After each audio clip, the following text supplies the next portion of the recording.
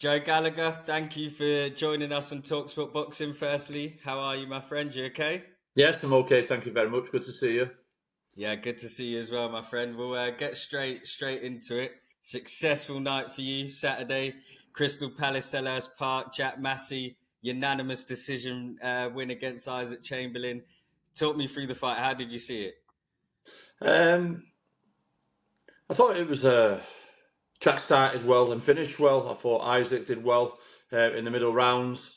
I think after 8, then I thought in my head we've got this level, and Isaac was beginning to come on strong, and we couldn't allow him gain momentum or Jack to sit in the pocket too long and get Isaac tee up. So I think everyone heard it on commentary on the night. Anyway, give Jack a bit of a rocket up his backside, and he went out them to the last 3 or 4 rounds and won them all. And the score card said at the end 115, 113 twice. So that showed you how close the fight it was, and the other one was quite wider. But yeah, I thought it was very good for Jack. He wasn't being really that active. He had one fight beginning of the year, didn't really do much since Joseph Parker. So to go straight into a 12-round fight like that and get the decision, get the result in his opponent's back garden, I'm very pleased for him. You mentioned, when you were sort of getting stuck into him in the corner, and we could hear in the comments just telling him, don't get stuck inside. You're doing everything he wants to do. How important is that time with your fighter, in between the rounds, to really just remind them that, you're running out of rounds and you need to, start putting your own influence into the fight? Yeah, I think also for Jack's age, I think he's 30, 31. I think he's been isolated in the wilderness. Nobody's ever really been talking about him since he's lost to Joseph Parker. Yeah, his stock has risen. Look at what Joseph Parker's gone on and done. And I said to Jack beforehand, you've got an opportunity here. You've only been given 3, 4 weeks' notice. You've got to grab it with both hands, because if you don't win this, you're back in the wilderness. So it was just reminding him in between them rounds, and then 50 seconds, that what he was there for. And I know Jack said there he did it for his little one and everything else, but it was about him. And I was driving home to him, and I needed to see somebody that was fighting for a European title, that their life depended on it, and his future depended on it, and his family's future of income depended on it. And he went out that and did that for the last 3 or 4 rounds, and that's what you have to do. You've got to see in these championship rounds who wants it most. They've got to dig in. They've got to show that desire, that need, that grit. And I think Jack Massey did all of them. And you're right, it was only his second fight since the Joseph Parker bout, which he really did put in a good performance. But what's next for Jack now? Obviously we saw Richard Riakporhe lose to CBS.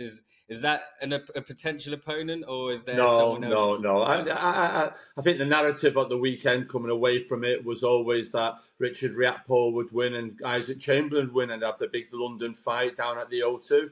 That didn't happen. Chris BILLAM-SMITH performed well, got the win, and Jack Massey did. So I want that fight to happen. There's a narrative, a backdrop story. Obviously, they fought each other as amateurs. And I just think that the two, they're very similar to each other. The two gentlemen of boxing. They don't do no bad talking. Like you say, they're both just become dads. And they're not into the trash talk. They're just hard-working, solid kids. And I know Chris BILLAM-SMITH wants to go on and fight for unifications, and Jack Massey wants to go and fight for a world title. So if he can't get the unification, there's always Jack Massey for a fight to happen. And I think that's where Jack Massey wants. He's been IBO World Cruiserweight Champion before. Now he's European, he's Cruiserweight. And that's where we want to be. And the race is on to get them World Championship fights, whether Chris BILLAM-SMITH gets Ramirez or we get Okolie or whoever. Well, that's what we're going for. We're shooting for gold. We're shooting for the moon. And that's what we want for Jack. He's 31 years of age. And we can't be looking backwards domestically wise at British title level. We're past that now. We're back in, and we've got to crack on now and try and get the big fights. And I'd love the Chris BILLAM-SMITH fight only because it's an easy fight to make. BILLAM-SMITH did mention the Ramirez fight post Riakporhe win, but do you think, you mentioned Okolie for Massey and Ramirez for BILLAM-SMITH, do you think that's the more realistic route, that they'll try and pit Massey against Okolie rather than Massey with BILLAM-SMITH? I think so. I think over at the moment, as you see over in Saudi, His Excellency is keeping the fighters busy. from Tyson Fury to Usyk to Okolie. They're all kept busy, and the season kicks off. The season kicks off again in September, October. There's some massive shows. One's supposed to be in London, then there's over there Bivol BCBF. So Jack Massey's in the shop window now as an opponent for any of them boys. And as far as Ramirez, well, I don't know contractually where he is, whether he's with Top Rank or whatever, but that's a fight I'm sure Chris BILLAM-SMITH will be looking for against Ramirez. But that's what Chris BILLAM-SMITH wants to do now, is get the big fights and get the big paychecks and financially secure himself and his family, and so does Jack Massey. So they're both quite similar in that aspect. And for the rest of the boys, as you said, mentioned Riakporhe, there's Chamberlain, there's other fighters. They can all sort themselves out. And talking about the BILLAM-SMITH-Riakporhe fight, what did you make of Riakporhe's performance? Just going away from Chris, it seemed like he wanted to hold on to Chris even when he had Chris hurt. What did you think of Richard's performance? I haven't watched all his performance. I've only seen it a little bit, so I can't really fully comment on it. I did think beforehand, we've been up against Richard Riakporhe when I had Sam Hyde. I did think beforehand he's never been used to be up close fighting. He always likes to keep it at range. A bit wilder than you want. The wilder with the jab, looking for the right hand, and if it hits you, you know about it. But like I said, BILLAM-SMITH, from what I hear and see, done a great job on the inside and got the win. But Richard Riakporhe can come back again. I see there's Madonna was getting a lot of blame for his loss. So, all jokes aside, well, like you say, he might have to finish with her and get back on track. Yeah, I won't say too much on that joke. Yeah, it was interesting. When we was out in Poland, I noticed, how personable you are with your fighters. You're almost like you forgive me for saying it, like an uncle figure where, you're looking out for the boys. You want them to have their rest. You want them to feel relaxed. How important do you think Shane McGuigan's been for Chris BILLAM-SMITH? How important do you think that relationship's been? Because, like you said, everyone expected Chris to lose to Richard, but that relationship with Shane was very calm in the corner, and it seems like they just have a perfect relationship there. Yeah, I think when you find that gel with fighters, as Shane has with Chris BILLAM-SMITH, and it's not Chris BILLAM-SMITH's turned up his door already as a champion. He's been there from the off and brought him through and brought him on the 6-8 rounders on the shows and brought him all the way through. And Shane knows him. He knows him inside out. He knows how to make him respond, how to make him react, how to press his buttons. And they were usually confident. And Shane's done a good job with Chris BILLAM-SMITH, and it's a good working partnership. And like I say, long may it continue. Moving away from Saturday night then, Joe, just wanted to get your thoughts on the heavyweights. Daniel Dubois, obviously, a few weeks ago, was successful stopping Filip Hrgović. There's been talks of a Dubois-AJ fight. Is that something you can see happening? Yeah, I'd love to see that fight. I think I said it the other day. There's two form fighters. Anthony Joshua's in a good run of form. He's been active. Daniel Dubois, wow, he's still only 26, and look how he's turned his career around from getting beat by Joyce. Some obviously nailing him with a quick mark, and look how the way he's come back and gone in there against the big lads, the Miller, and then, like you say, the other day against Hrgović, took some shots early on, but you could just feel there was wasn't to be denied. He had that temperament. He was willing to walk through the fire, and he was willing to go into the eye of the storm and pull Hrgović into that type of fight, and he got the result he wanted at the end. And I think it's a great fight. It's a great all British fight. Daniel Dubois and Anthony Joshua at Wembley, and I see lots of people say, "Oh, Joshua's right, and Dubois won't be able to take that." He might not be able to, but can Anthony Joshua deal with the pace and the tempo that Daniel Dubois? I thought Daniel Dubois' fitness and conditioning the other night was fantastic. The shots that he took and the energy levels he kept, the punches and bunches, and when he's seen the stoppage in sight and had Hrgović hurt, he stepped onto it. But I think that's a great fight. I think that's two informed fighters at the moment. That's a big fight in the UK, and why can't it happen? You mentioned, Daniel, he has come a long way since that defeat to Joyce. Obviously, went and fought Usyk, which is a big experience for him. Do you think that is a more challenging fight for AJ than maybe people might think? As Daniel is young, as you mentioned, and he's only getting better. No, I think with Daniel, I think he's fearless. Like you said, he lost to Joyce, and then he's gone with Usyk, then he's gone with Miller, then he's gone with Hrgovic, the big puncher. He's just fearless. He's confident. His tail is up.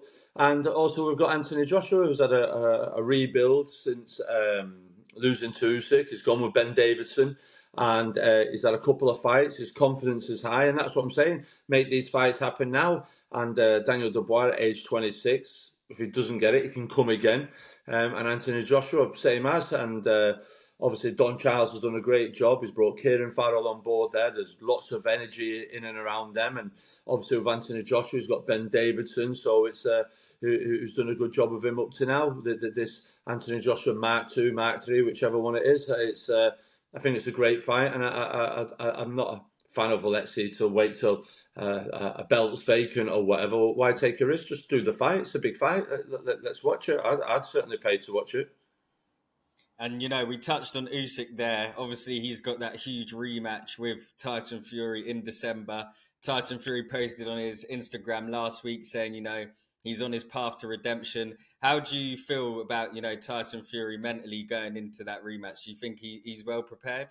Yeah, I think it will be. We're in the month of June. This isn't happening to December. And I think both fighters, Usyk and Tyson Fury, need a good break. They had camps that were literally 6-8 months long where they were getting ready for the fight, and then it fell apart, and then there was the injury, and then eventually it did happen. And Usyk is older than Tyson Fury, and he's always fought the bigger men, and he's always gone into the opponent's back garden, and you just wonder how much is being took out of Usyk. And also the same for Tyson Fury. Both men just need to go away, enjoy themselves, enjoy the family time, and relax, and then start thinking about the rematch come August, early September. But in the meantime, they should just be switching off about boxing and just enjoying the family and enjoying themselves. Yeah. And lastly, you know, Lawrence Okolie, is there any news? Obviously, when we was out in Poland, he had that successful first round knockout of Rosansky. Who's he eyeing up? Is there a CBS rematch on the cards, or is he looking elsewhere? No, Lawrence will never come back to cruiserweight. I think, obviously, with Lawrence, I'd like to see him in a unification, or he's got his mandatory against Kevin Loran. Or, like you said, there's the heavyweight picture there now. Lawrence Okolie, he did what I wanted him to do in Poland, which was win, and win emphatically and in style. And he did do, and he's a name now that you can add to that heavyweight merry-go-round, what's happening here and in Saudi over there. So it's great for him. He's enjoying life. He got his belt the other day. He flew over to watch his stablemate Jack Massey, and he's back in Dubai now, and he's training and he's hitting bags, and he's got the bug, and he's back in love with the sport again. And we'd love to get him out in September time. Opponent-wise, that's something we'll have to sit down and look at who we fight and which direction we go in. But he's back, and I'd love to get him out another 2 times before the end of the year. Well, with Okolie having that Bridgerweight world title, does that affect his flexibility in fighting at heavyweight? Would he obviously have to then vacate the Bridgerweight title? He may do, or he might get one of the smaller heavyweights. You've got to remember, Usyk weighed the same as Okolie for the fights, both 16 stone, and Deontay Wilder's 15.5. Maybe Usyk might want to win the Bridgerweight. You never know. So, listen, the small guys there. There's Joseph Parker as well. That's a fight that Lawrence is interested in as well. So, yeah, listen, we're seeing that night in Saudi, the size difference on the heavyweights, how they have gone different, and never more so with Deontay Wilder and Shang. The size difference was huge, and Lawrence knows where he is, and he's around that 16 stone mark. But when you talk about the people like Shang, who are like 19.5, 20 stone, there's a massive difference there, and you could see that on that fight on that night as well. So we've got to make sure that we get the right opponent. But he's a welcome addition to the heavyweight scene, Lawrence Okolie.